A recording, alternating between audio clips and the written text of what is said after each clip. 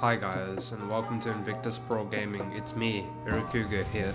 So today we're going to be talking about Mewtwo Y. Yes, that guy. The guy that's currently the bane of terror, the destruction of games, and character that literally just deletes everything on sight.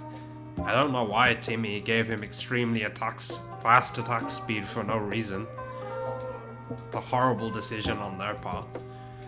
They should have put a cap on his attack speed, or at least hit the damage that it does, and I don't understand why he crits when he Mega Evolves. That's just a horrible mechanic overall for a character that can attack at the speed of light. Like, I don't know what Timmy was thinking when they thought of adding the Flash to the game. Because literally, as soon as you see a Mewtwo Y, he Mega Evolves, you disappear in a matter of seconds.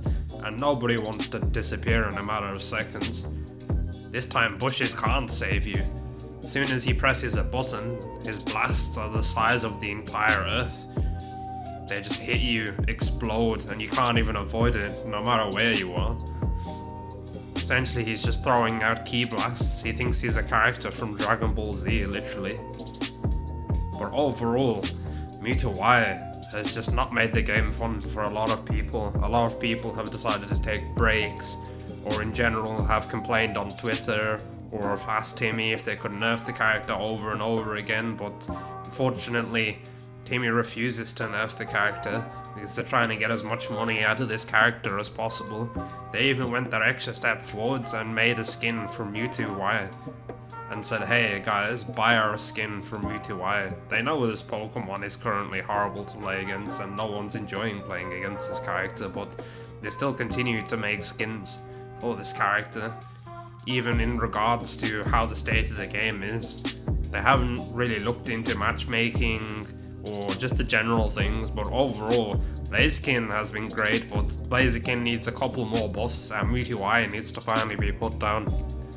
I know I say this a lot, but Mewtwo Y as a character is just not it, man. No one can beat this guy. Even when you combine this guy with a Blissey, he just becomes immortal. He runs around destroying everybody. Even if you're on your pad healing, he just out-damages you. You can't do anything about it. He can 1v3, 1v4, and even 1v5. The only way to even have a remote chance of beating him is to have a Mewtwo Y on your team and have some form of CC or some way to burst him down. Inteleon overall has been a good way to beat Mewtwo Y with this high burst and high damage. Also another character that needs a nerf, but not as bad as Mewtwo Y. Mewtwo Y is just currently so powerful, many attackers are being power crept or overshadowed as a whole. So some changes to Mewtwo Y and to pull him down a bit and allow the new characters to flourish a bit. Some fixes to some bugs, with like Chandelure for example. Overheat tends to cancel, which is not great when you're trying to fight a Mewtwo Y. And some other bugs, very minor bugs, being that the frame rate drops when there's a lot of animations going on. So when Mewtwo Mega Evolves and Blissey gives him helping hands and he starts attacking extremely fast, the animations will cause you to lag, frames will drop. Similar thing with Comfy. Comfy when attaching to someone causes them to lose 20 frames per second, which is not ideal when you're trying to fight a Mewtwo Y. And these frame rates lost can cause a lot of issues, which is not good when it comes to team fights. And also a lot of people have wanted draft and ban in this game to try and fix this problem of when a new character is released, they're a bit too strong and they need some changes or some nerfs. Draft in ranked will make it so that you're allowed to ban a character, the enemy team's allowed to ban a character, and both teams can see what's being picked, because currently we are in a draft where we can't see what the enemy team's picking, so we can't exactly pick a team that can counter the other team or pick a team that can work really well against the other team, so that we have a chance to win more games and just make the games a bit more competitive and balanced as a whole. That could be one way as well of balancing new characters that have problems being too overpowered, overtuned, or even just allowing characters that are released that aren't too strong to just play the game by banning the current meta Pokemon. For example, with the release of Blaziken, he's been great in the hands of a player that has a lot of knowledge with characters that work similar to the character, but overall, character in terms of win rate hasn't been performing the best, because due to the meta currently with a lot of mons with burst, range, or just generally being overtuned with a lot of burst and overall being able to move around, it's just difficult to play Blaziken in the current meta. It had some time to shine a little bit on day one, but after that it's been struggling against Mewtwo, because Mewtwo essentially makes it impossible to do a lot of things. So a draft system would be one way to fix this problem of characters that aren't being nerfed, that should have been nerfed some time ago. And currently overall they fixed some bugs, being that they fixed the bug with Zacian, which made Zacian fall down quite a bit, because having to hold a button to charge up your boosted ability, which was quite infuriating, and yet hold it for a certain period of time so that you could do your combo. They fixed this issue, making the character much better to play, which is just great, because I really do enjoy playing Zacian, and them doing that to Zacian hurt a lot for the character.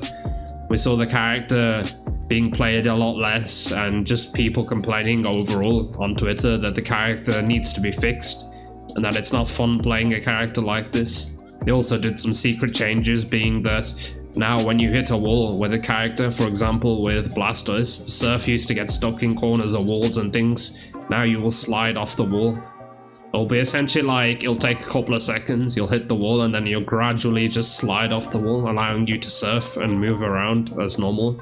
Because no one likes to get stuck in corners of walls when they're trying to kill a target. It's just annoying in general. But with Trevenant, it's a bit 50-50. Pinning characters into the wall was good for Trevenant, because you'd combo that with your Woodhammer and stun them to do a lot of damage, but sliding off the wall with Trevenant is a bit rough. It hurts the character quite a bit, but I think people are slowly getting used to it and it's not bad.